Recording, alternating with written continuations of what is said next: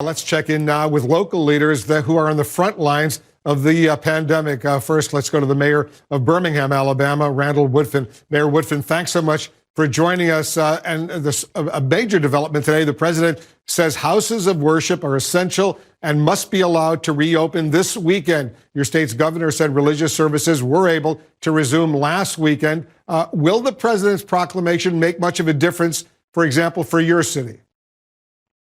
Wolf, I'm going to hope not. The bottom line is since March, I've been in constant contact with faith leaders in our community, and I want to publicly thank them for they're being steadfast in making sure they make the best decisions for their members and their congregations. You know, in Alabama, the largest, deadliest event from the coronavirus has been from a church event.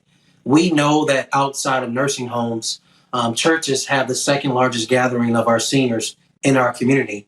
And when you think about holding hands, shaking hands, kissing, hugging, singing, and all those things that lend itself to community spread, we know that having physical church at the actual church ground is very dangerous right now. Yeah, so you're clearly concerned, as a lot of people are, about places of worship potentially leading to spikes in coronavirus cases if they don't follow the CDC guidelines for safe reopening. So what's going to happen? What do you see unfolding in your city? I think the local faith leaders here in the city of Birmingham will remain closed. I think they are like me. They're listening to our local health experts, and they want to make sure that the decisions we make keep their members alive.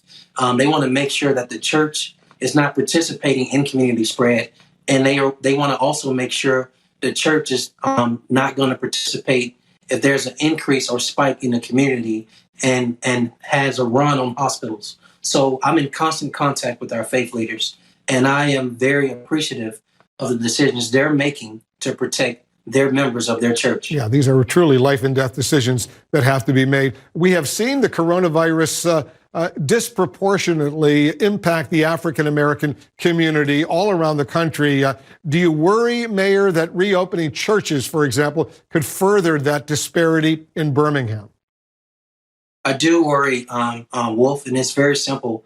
I'm actually kind of worried of either at 1600 Pennsylvania Avenue or in capitals across the nation.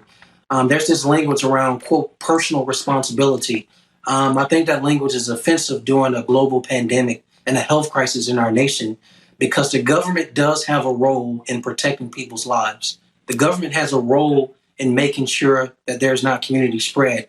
And you just can't say, let's open everything up, but you are personally responsible for making sure there's not community spread.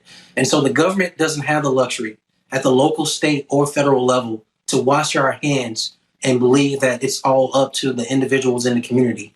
We have a role to play in protecting the community and opening things up without adequate plans in place and making sure that you have the buy-in from faith leaders, that you have the buy-in from business owners, that you have the buy-in from the community will lend itself to more community spread.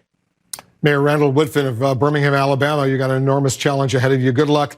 We'll stay in close touch with you. Thanks for joining us. Thank you, Wolf.